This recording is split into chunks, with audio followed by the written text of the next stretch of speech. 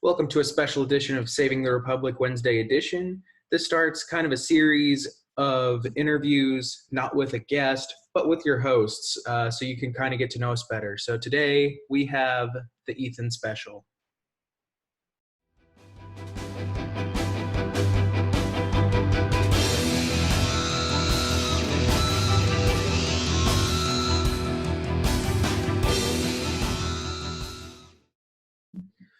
So here with me today, I have Ethan Holland. This episode is kind of special because, it's going live on Ethan's birthday. So I'd like to start this off by saying happy birthday, Ethan. How does it feel?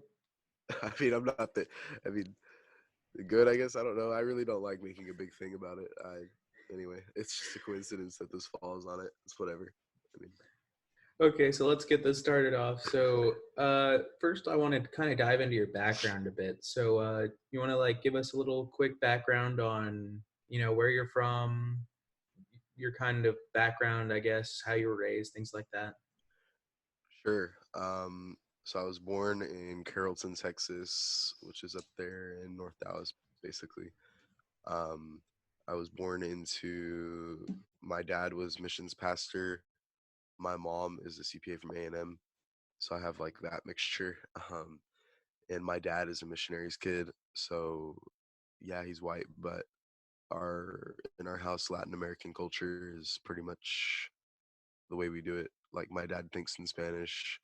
He hates preaching in English because he's not very confident in it because Spanish is his original language. Um, and then up until I was about 8 years old. I mean, I guess we'll get to this later, but my mom had cancer when I was about 6 months old. And she had it for about 2 years or 1 year, and then God cured her, and then she had my sister. So I have that background, and then so up until I was about 8, 9 years old. Uh, so I mentioned my dad was missions pastor. My grandpa had been the pastor, and he had been starting. We had been building our network of churches, which now extends to over 200 churches over 23 countries. Um, and so we have about 10 churches in DFW, 7 or 10, something like that.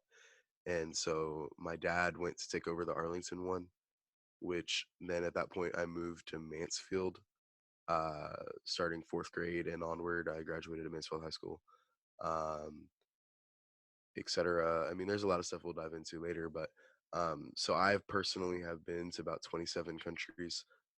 Some of you may have noticed this wall. I collect license plates from everywhere that I've been. About half of them are missing just because they didn't have any. I need to order them. Um, and then, but I pride myself in that because most of it was mission trips, and a big part of my calling is ministry. So I really do. I mean, it's kind of a passion. And so with that, I went to Mansfield High School, but so I had two. I had the secular aspect. I was in Mansfield High School. I'm in public school, whatever. And then I was extremely in church because my parents are the pastors and I really don't have a choice. Um, I mean, as a kid, I always loved church and I still love church. I mean, I've never felt forced to be there. I enjoy church. Um, but I mean, I have to be there whether I like it or not. So I had both of those as I was growing up. And so then I went over to University of Texas at Arlington my freshman year. I'm about to be a sophomore in like 3 days. Um, and yeah, I mean, we'll get into the other stuff later. But as far as like my background up to this point, I mean, I could explain it more, but I think that's all y'all need to know for now. Awesome. So I guess that answers my question of what university you go to. You go to the University of Texas at Arlington. Um, how did you get involved in the conservative movement? um, so I really can't get heavy into this part of what I'm going to say, but my parents are pretty heavily conservative. My dad doesn't really like getting into the politics of stuff, although he is a conservative. My mom is a very strong conservative, though, and her dad, my grandpa, is a Coast Guard veteran, um, and he was in the Corps when he went to A&M. He was there when it was an all guy school. Um, so I always grew up with that kind of parental influence because they tell you like your parents don't guide you in your politics. That's fake. Your parents, if your parents feel a certain way, you're probably going to be leaning in that direction. However, at a certain point in high school, I took a step back and really wanted to know like why I believe this, why am I such a conservative for what? And I started taking these little tests, and ask you, how do you feel about this? How do you feel about this? And I kept getting core conservative. And then I started, and I mentioned that I travel a lot. Well, when I go places, ever since I was a kid, when I'd go places like, Nicaragua or Mexico or places that have a lot of in my opinion, Mexico is not so much a third world country. It has a lot of third world parts to it, but it's not. It's no Nicaragua, no Cuba. So when I go to places like that, or Dominican Republic, I would always ask my dad or whoever I knew down there, well, why do they feel? Why is this? What are y'all doing wrong? Not y'all, but because I don't like to approach Latin America with some of the ideology that Americans approach it with. I try to approach it with like a loving perspective. So I always ask them, I'm like, well, what do your lawmakers do? And I hadn't really been into, you know, politics like that, but I have a strong, you know, thought process that it's really hard to avoid politics. I mean, even if you hate it, it determines your day to day life. At the end of the day, whether you complain about something, it probably has to do with politics. Um, if you hate paying, high taxes, okay, go do what you need to do and get that changed. So I started at that point is when I started learning what socialism is, and they'd tell me like, oh, this school is a government school, and I'm like, well, what's so wrong with it? They tell me, oh, they brainwash you. They tell you fake history about our country when really this is what has happened with our past administrations because they're living under dictatorships. And so learning all of that kind of stuff as I was growing up and really just looking at what conservatives stand for and realizing that it aligns with my personal beliefs. Um, that's why I, became a conservative because a lot of the stuff they stand for or we stand for is, what I think it's very unavoidable, especially as a Christian. I don't really see how you can be a liberal and a Christian. I'm open to that discussion, but I really just don't. I just don't see how you can do it um, without contradicting yourself. I mean, it's unrealistic to do that. So anyway, I might be going on a tangent here, but that's mainly how I became a conservative, just because I started learning. It became to me one clear winner and one clear loser, if that makes sense. Yeah, that makes sense. So, how have you taken your conservative stances and implemented that kind of on campus at UT Arlington? So when I first, again, I mentioned I'm a freshman. When I first started last semester, um, like in August, I hadn't really thought about joining a conservative club or anything like that, any organization, nothing like that. But there's so much stuff on campus and values that my fellow student or my fellow acquaintances have. And you don't really ever have the proper stage to talk politics with people. Partly why I'm doing this podcast. Um, but you never really you can't just walk up to somebody and be like, "Hey, gay marriage, how do you feel?" Like you can't really do that. Just because it's a sensitive thing, and that goes for all topics. So through research of conservative groups, I came across Turning Point, I came across College Republicans, I came across YCT. And YCT, this isn't like to plug YCT, which is never a bad thing, I'm just saying, but YCT was Young Conservatives of Texas seemed like the clear winner to me, um, because they fight for what they actually believe. They're not partisans. They just seem more authentic, and I wanted to actually do change. Part of the problem with today's politics is it's all a flex when it shouldn't be that way. It should be about actually making change. Um, so last semester I was really focused on setting it up because I don't like to just do things. I mean, I tend to plan it out. So I got my officer board. A couple of friends of mine also have interest in politics. So I was like, okay, how do you feel about being vice chair of finances? How do you feel about vice chair planning, whatever? So I got my officer board built up, And then the spring hit, and I was like ready to full throttle it. And then I went to APAC at the beginning of March. I was trying to, as an individual, I've been to Israel 4 times, but you can never learn enough about Israel. There's always something more to learn. And so I wanted to go to APAC to kind of expand my beliefs, or at least know more about why I believe a certain thing. I left out in December. I went to Leadership Institute for the Youth Leadership School, which was really good. I want to go again because it's just so much information that you just can't get it once. Nate knows Yeah, that for a fact because I've that's where I met actually him. I've actually been It's to youth leadership school twice, and I'm considering a third time. There's just a ton yeah, of there's great information they go over, and it's so quick that you just feel like you just feel you like it get goes out so your ear. much, you get so much, but there's also so much that you just didn't get the first time, you know? Exactly. Yeah.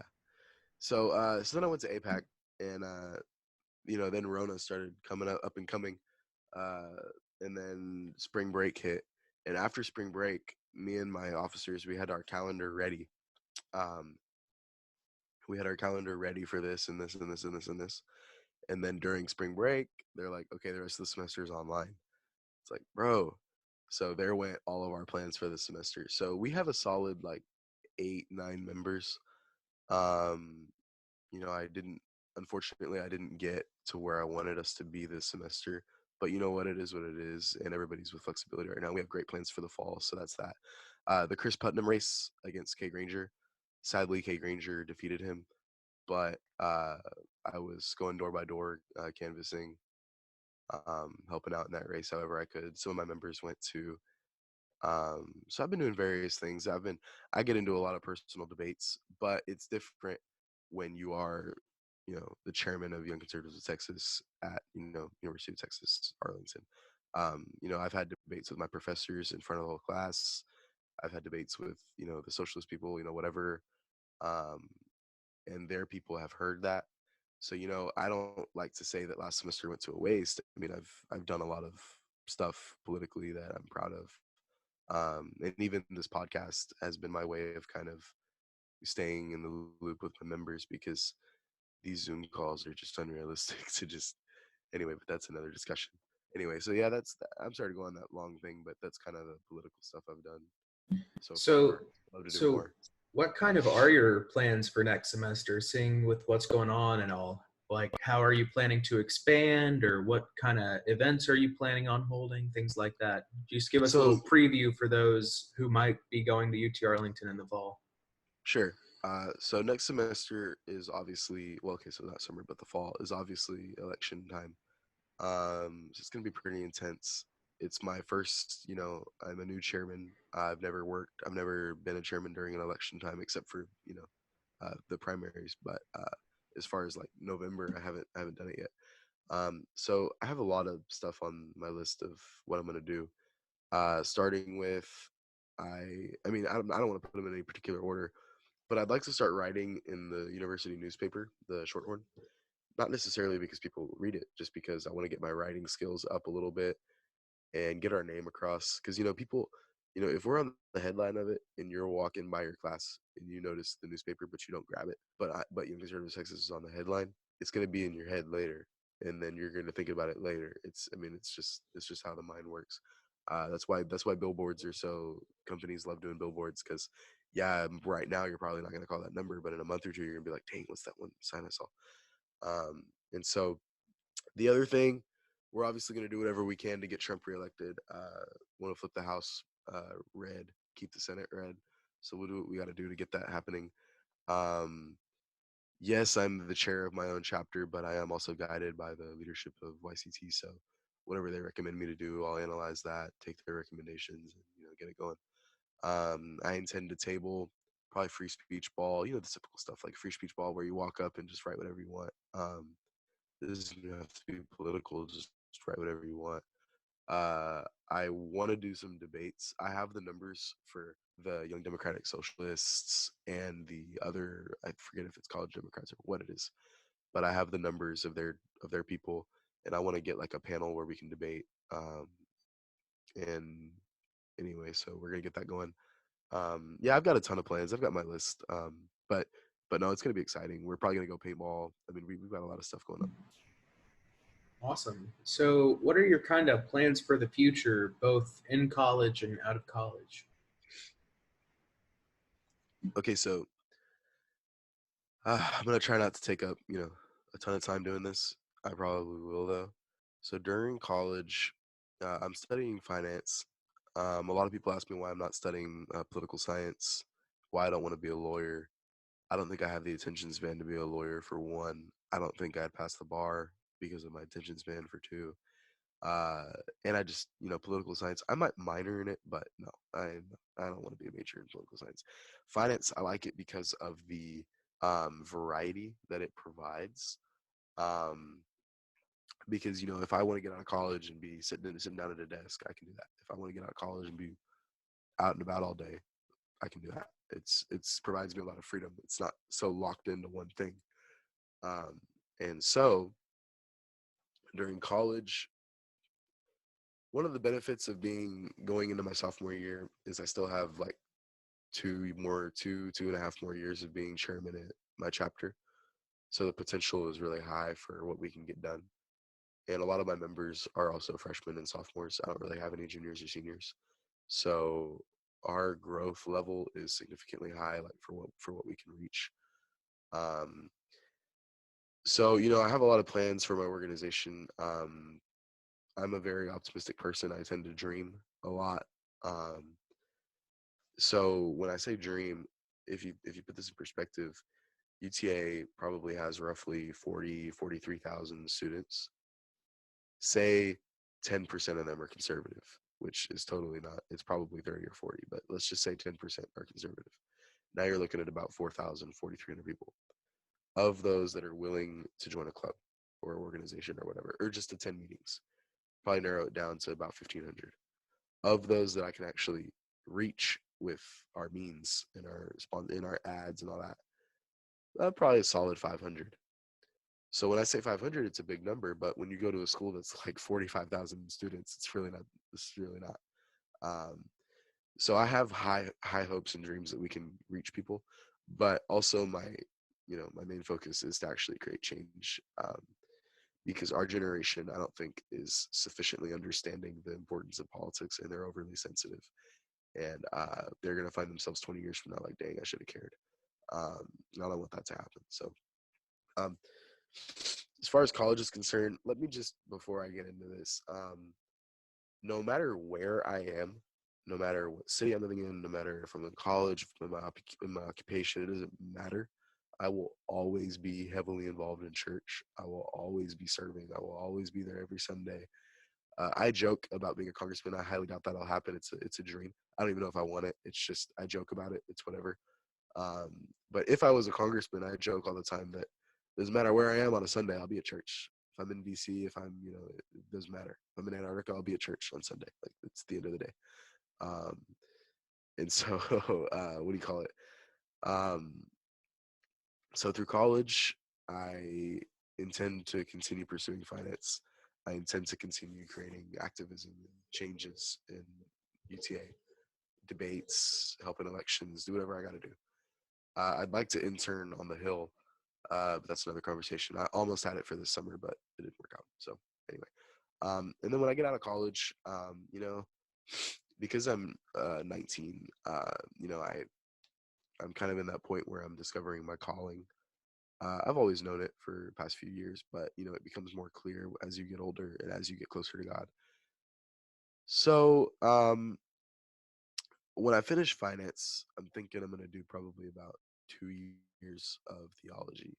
I'm going to go into my profession and just do like night school or whatever, just because I feel like I need to know more. Whether I like it or not, it's just I need to know more.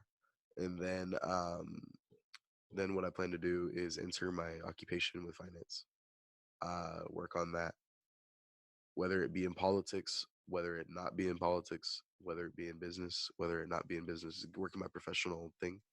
Like I said earlier, I'll always be involved in church, and I'll just be doing that until the day comes where my occupation is distracting me from ministry, where it's holding me back, and then the day will come where I completely just commit myself to ministry 100%. Um, I've had a lot of, I don't want to get super, hyper religious, but I've had a lot of, clarity with God about, you know, this is my plan about, he's shown me, okay, you're going to be working in this, and then the day's going to come where I'm going to need you on the mission field, and you're going to have to stop what you're doing. Um, so, but that's, I mean, if you're listening and you're not, a strong Christian, I mean, this is going to be boring for you, so I'll just move on. But if you want to know more about that, let me know personally, and I'll be sure to tell you. Um, so I want to work in my professional aspect, get into missions. Now, here's the thing. When I say missions, like, I feel that working in Congress as a Christian is one of the ways that you can work in missions. I don't think that missions has to be limited to me feeding some kids in a poor neighborhood or me painting a house. It doesn't have to be limited to that. You can expand it. And I think part of what my mission is going to be. Now, I'm telling you this as a 19-year-old. I'm purely brainstorming. I'm still praying about it, and it's not something that I'm going to come out publicly and be like, "Oh, this is what I'm going to do."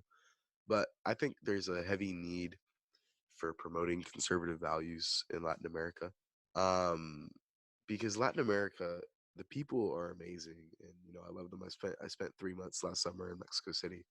Um, However, they sadly, most of them have very corrupt governments, and so they lose faith in their government, and a lot of it is because they fall for the socialist typical stuff. And well, how can you narrow their quality of life down to a political thing? Well, that's exactly why their quality of life is so low, because of their politics. Mexico has a ton of money. They are not a poor country. Their government brings in a lot of money. Where's it going? What's happening to it? It's because, I mean, they have a socialist leader. um, and you're seeing, I mean, I can get into that later. We're going to do a socialism special in a few weeks, and we'll cover that. But yeah, I think promoting conservative values across Latin America is going to be something that I'm going to be doing. Um, and it's hard to say, but that's kind of the big picture. I'm going to be working on my professional deal, and then get into my missions thing, um, and just go where God leads me. Yeah, I kind of agree with that on the Latin American issues. I mean, I haven't traveled there as frequently as you have, but from when I've been there, their values seem to line up like really well with conservatism. They teach their kids hard work ethic, kind of do what's right, things like that, which really just, you're responsible for your own destiny, things like that, that just line up with the Exactly. They all you'd be surprised how much their values line up with conservatives. But then they have problems like and this is not to get into Latin American politics. We can do that in another podcast. But like AMLO, their president, replaced Peña Nieto, who was there before him, uh, a month after, I think it's a month after he got out of the presidency, got a divorce, moved to Spain, and then that was about the time that Chapo got arrested and sent to the United States. And then a few months later, El Chapo confesses in his court hearing that he paid Peña Nieto $100 million to leave him, to not pursue him, and yet he got extradited to United States. So that's why he confessed it, because he's like, I paid him, and yet I'm still here in prison. And so everybody, why'd Peña Nieto move to Spain? And then El Chapo says that, and you're like, whoa. So that was their last president, the level of corruption. And then the ones before that, honestly, the one that probably was the farthest away from the whole cartel thing was probably Vicente Fox. I know his first name's Vicente, but he ended up just corrupt. I mean, he started off not corrupt, but he ended up in corruption. And everybody thought that AMLO was going to end the drug cartels, whatever. And then he detains El Chapo's son and then releases him. And then, there's currently drug wars in Laredo, or I'm sorry, Nuevo Laredo, and in Ciudad Juarez. And there had been drug wars there about 10 years ago, but now they're reignited. And you can't go to Sinaloa right now. Culiacan, Sinaloa? No, it's not going to happen. I mean, you can go, like, if you know where you're going and stuff. Um, I've been to Puerto Vallarta frequently, which is I mean, not necessarily close to Culiacan, but it's relatively close. It's on the same coast. I mean, it's nearby, and I haven't noticed any danger. But then again, I know where I'm going. I have the right contacts. I'm not out here walking around like I don't know what I'm doing. But in Sinaloa, you'll see videos of like the cartels have military grade weapons and the police don't. The police actually, I think they made a change. Now I'm going to Mexico in about a week or two, so I'll be able to answer this then because I'll probably be having to record podcasts from there. But as far as what I remember, police no longer carry weapons. It's strictly the military, and so that's a problem for obvious reasons. And so you see videos, just Google them, of the drug cartels just shooting down all the police. They can't do anything. I mean, the drug cartels run it. It's like, why? How is this happening? How did AMLO win anyway? But we'll talk about this in another podcast. I don't want to get on a tangent, but it's part of the promoting conservative values would also end corruption to a certain extent. Now, in bureaucracy, the sad thing is you're always going to have corruption to a certain extent. Just, I mean, we're all human. It's just going to happen. But in Latin America, it's just so heavy. You look at the Venezuelan leader, Hugo Chavez put him in place from bus driver to president because he didn't want somebody who was smarter than him to take his place. So it's just heartbreaking to see all these things. But we say it's heartbreaking. That doesn't mean you can't change it. That doesn't mean now. What I do get annoyed with, and we've talked in other podcasts about media bias and campus culture, etc. What I do get annoyed with is, they talk about CNN, MSNBC, Washington Post, et cetera, et cetera. Well, a lot of them control other countries' politics as well. A lot of them, CNN International is very popular in Mexico and Latin America. You talk about Univision. Univision is, you're telling me Jorge Ramos is not fake news? Yes, I mean, come on. And then Telemundo. So, where they get their sources is also not very reliable. They're in the same boat that we are. They just don't have a president that's calling it out like ours does. Um, and so, what I'm getting with this is where I'm getting at with this is they report on Trump to a certain way where a lot of Mexicans think that he hates them, et cetera, even though he's married to, an immigrant, whatever. But the and it's that famous clip where Trump said, the rapists, whatever, they're all bad. And then he said, but some are good. And then he talks about for like a minute or two about how good Mexicans are and Latin Americans and how they're welcome to the country. But they cut that snippet and then they post it out of context. And then everybody in Latin America is seeing it and they're like, what the heck? So a lot of the times when I go to Mexico, they'll ask me, well, how do you feel about Obama? How do you feel about Trump? Whatever. And a lot of them think that we all love Obama. I'm like, no, no, no, no, no, no, no. Most, even left people in America cannot stand him. Most people want him in jail. Obama was like our worst president. You look at his approval ratings, they were pitiful. You look at Trump's approval ratings, when he went in, it was like 36, 38%. Now he's ticking up at 50, 54% approval rating. Nobody thought that would happen. And during a pandemic, his approval rating is going up, even though there are 30 million unemployed people. That never happens. And so all these things happen,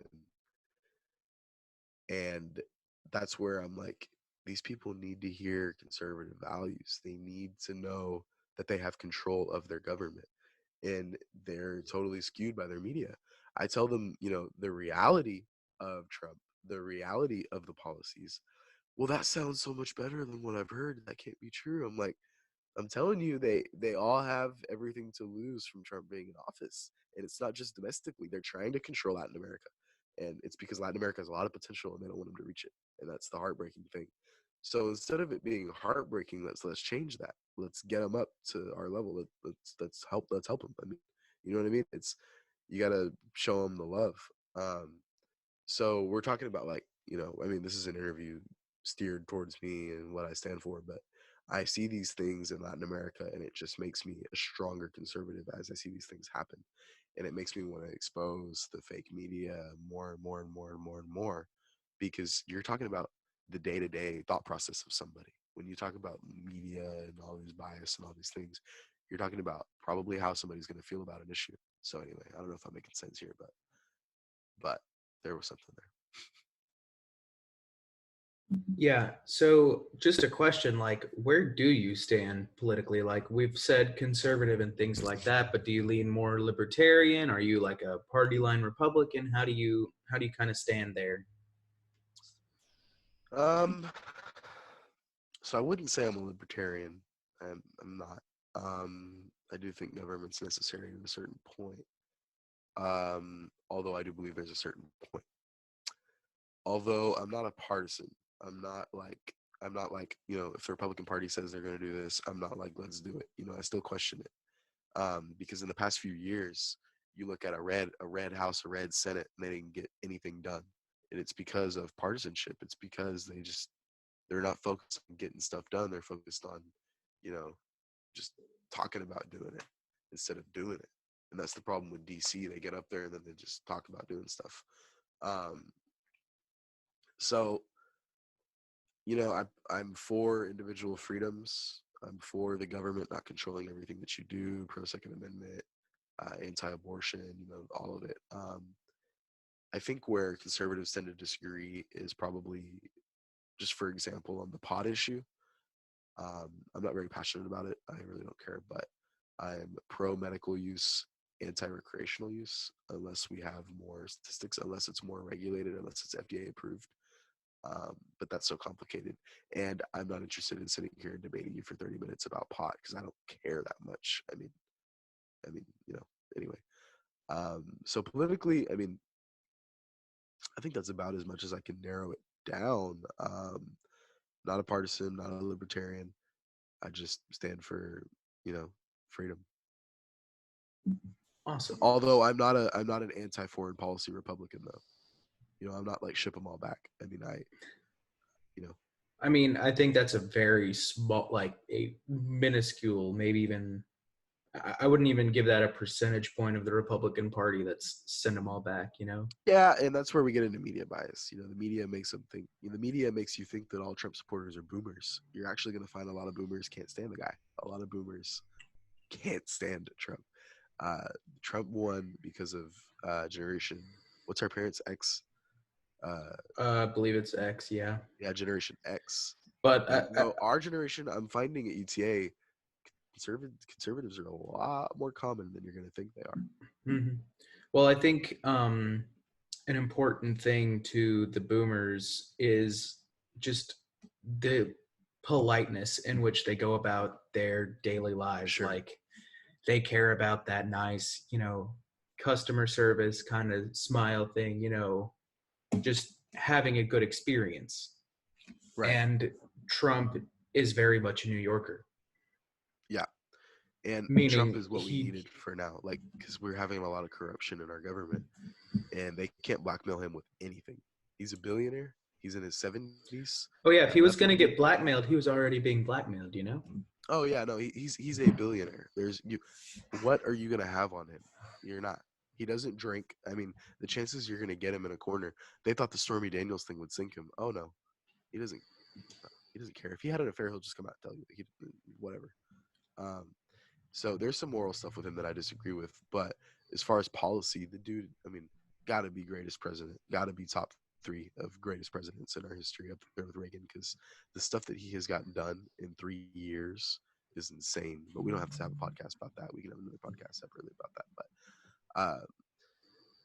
yeah, that's part of the problem. And that's part of the problem with I keep touching on our media bias and the sensitivity our generation is growing up with, because we're going to be a very bitter generation about 20 years from now if we don't turn a corner. If people don't start getting closer to God, or the media just pull their heads out, or something happens, we're going to be a bitter generation, and that's not good.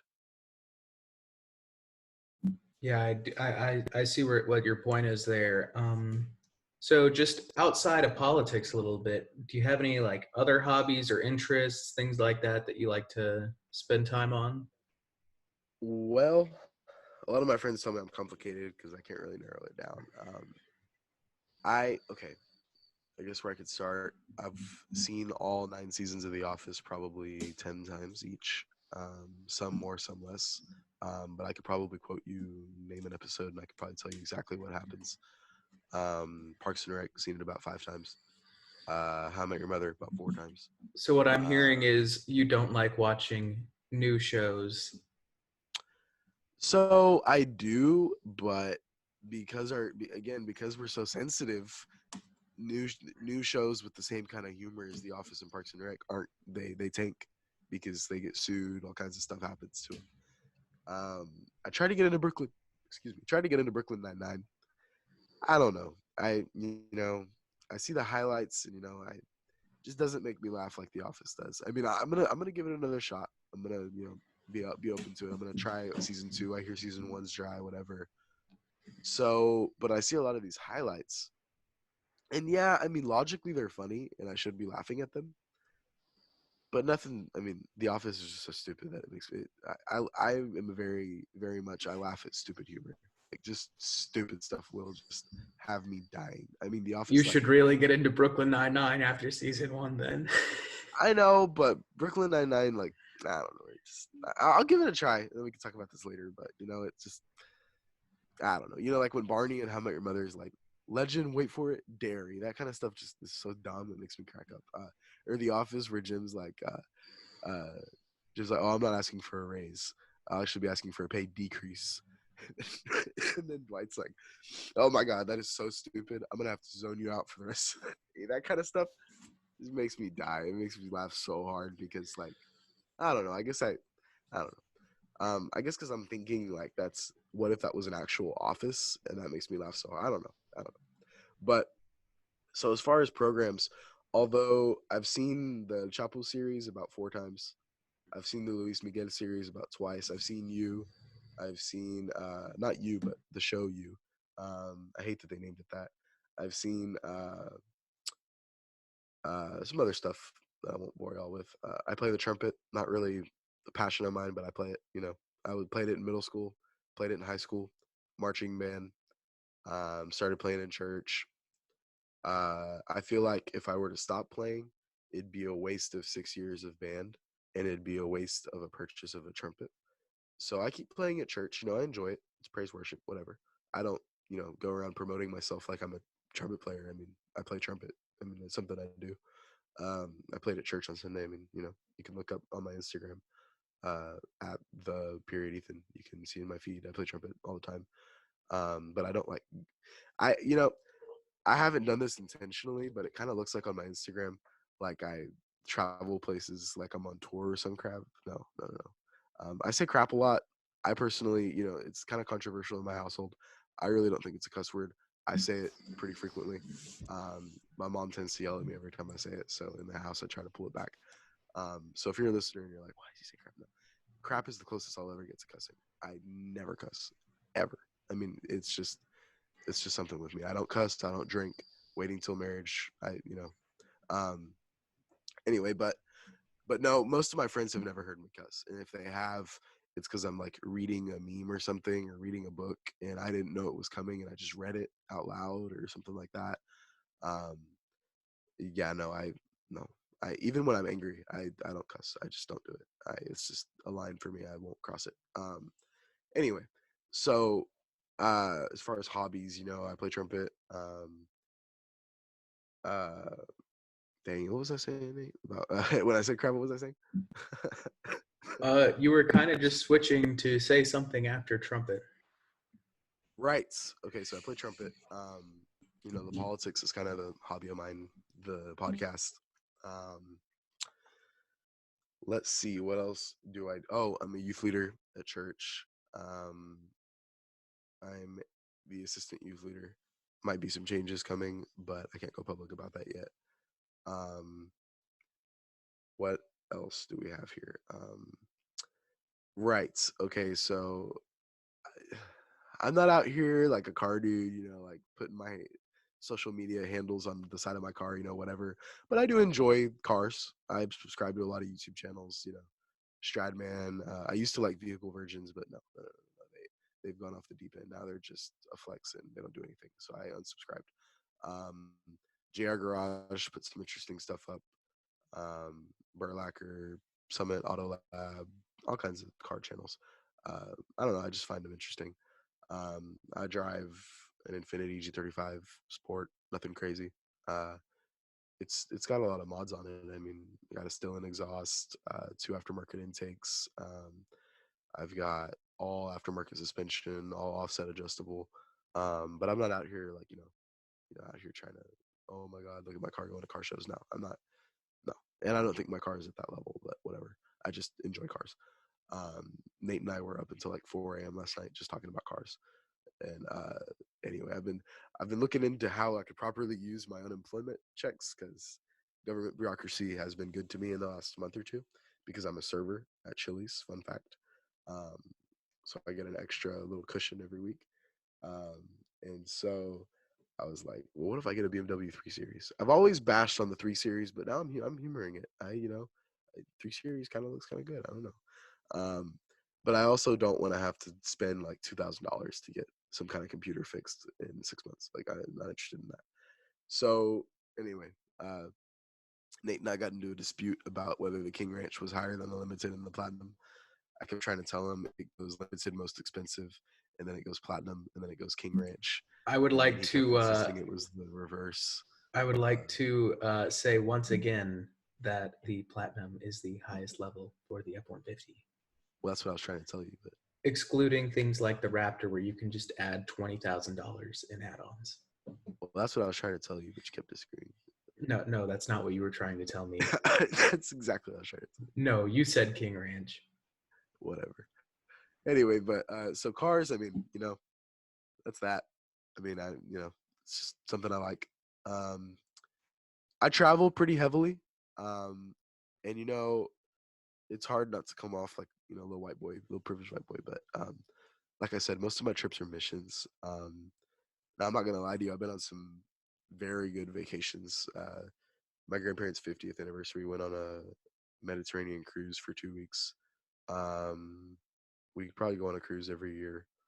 Uh, but I mean, that's a whole other conversation. My family is fortunately very blessed. However, it was not always like that.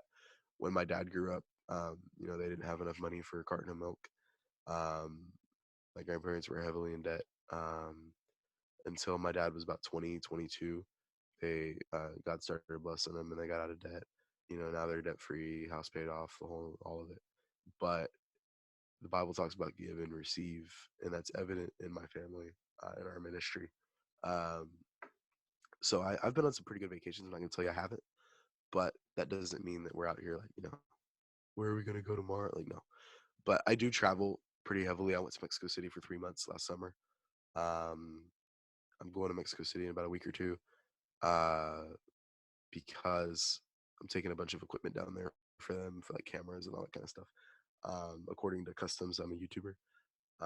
Anyway, but what do you call it? I go to Mexico City a lot if you look at my social medias, and it's really just because our ministry is pretty heavy there, and also um, there's a family there that's like really close to like my dad and him are best friends. I stayed with them last summer, so when I was there, I developed a lot of friendships at that church with that family. I'm very close to them. Uh, I have my uncle Tim. I love him. I mean, he's my uncle, but Enrique is also like my other uncle. Um, so anyway, so I go over there all the time to visit him. I probably go 4 times a year. Well, last year I went in March for spring break. I went in the summer, 3 months. I went in December because I took a group down there for missions. And then I was supposed to be there in March for a wedding, got moved to July. So I'll be going next week. Then I'll be going in July. I got a big trip this summer. I'm going to Peru, Machu Picchu, and the Rainbow Mountains, assuming that COVID doesn't destroy the plans. However, I do have a lot of mission trips planned this year. Taking a group to Mexico City again in December for Christmas. That's probably going to be an annual thing now. We're probably going to do that every year. Um, so I would say, yeah, missions is probably a big hobby of mine. I love it. It's very fulfilling. I like teaching the youth, that kind of stuff. Um, but yeah, some of this stuff you got to just get to know me personally. I sound like I'm very serious and I'm very like, whatever. I'm very, like politic nerd, whatever. No, you meet me in person, I'm like all over the place. Like I'll say stupid stuff all the time, I and can I attest to see it that. coming. I have a lot of friends that like have just don't understand why I like politics so much because I'm just so random. I'm all over the place. Like I'll joke around with you in 1 second, and then the next second I'll be chewing you out.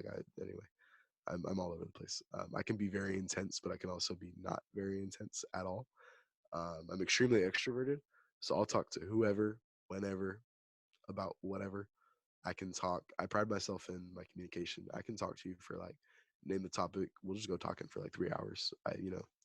Uh, I'll just keep going. Um, in the podcast, in the chat, we do it on Zoom. In the chat, they'll be like, "Hey, you need to die off on this topic. We need to talk about something else."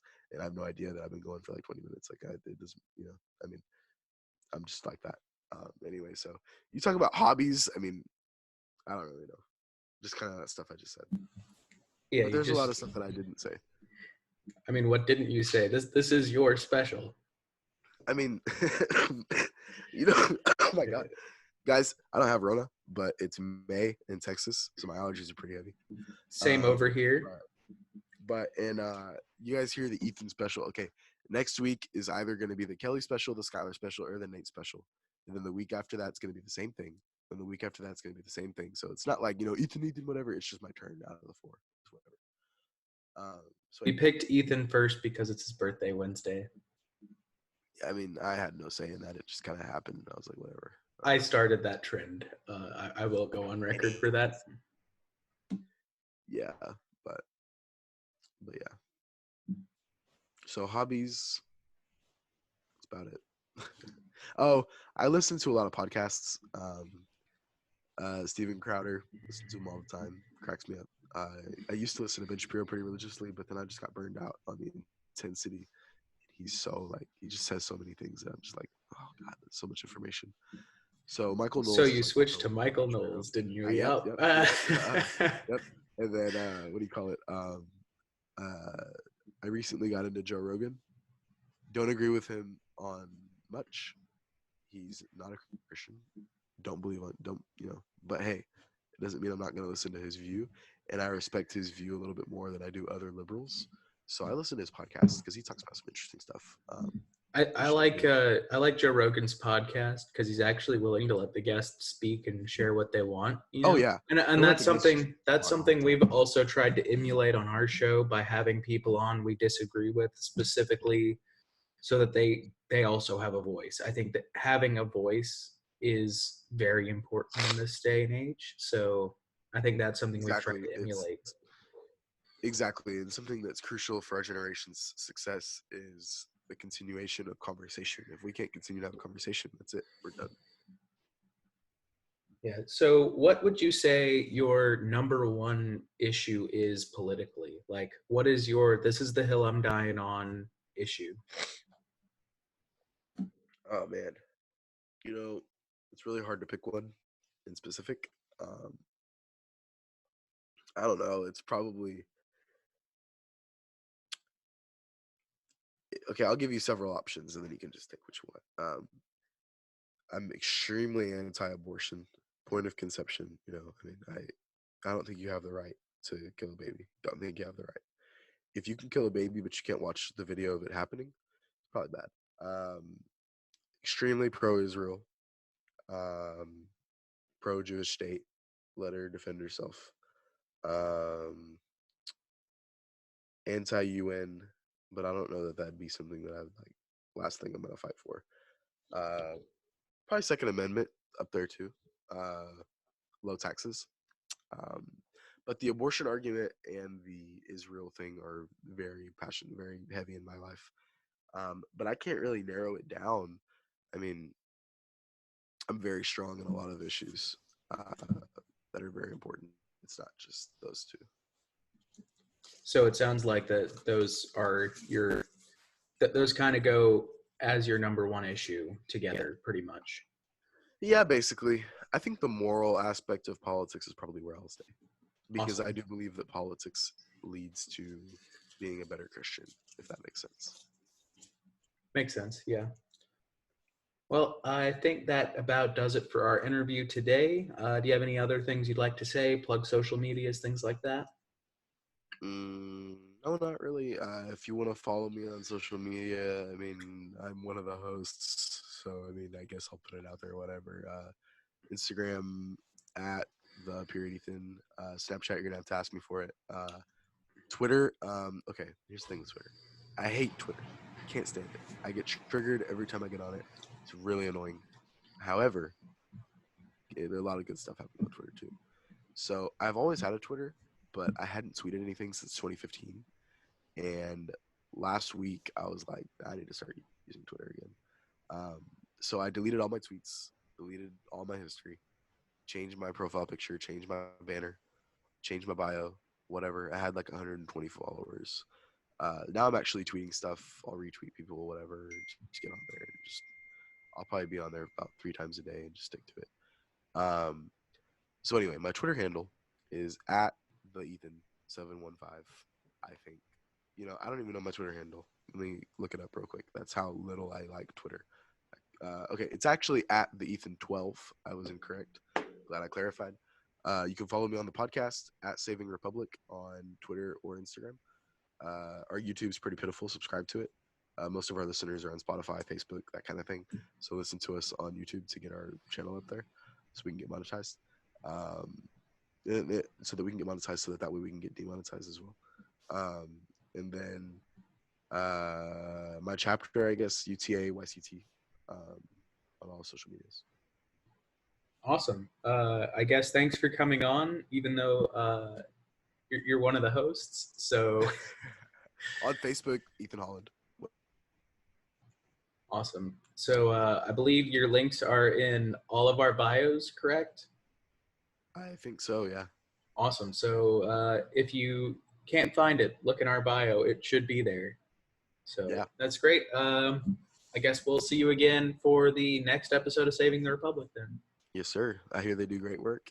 I also hear they do great work. Great talking to you. You too.